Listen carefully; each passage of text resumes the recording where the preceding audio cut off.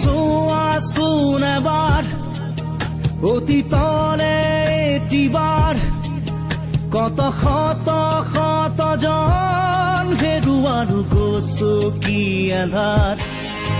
জুমি চোৱাচোন এবাৰ সন্মুখৰে এটিবাৰ শত চকুৰে আশা ৰৈ আছে নিঃশব্দ ভাষাৰ এতিয়াও আছে সময় নিজক সৰাবলৈ এতিয়াও আছে সময়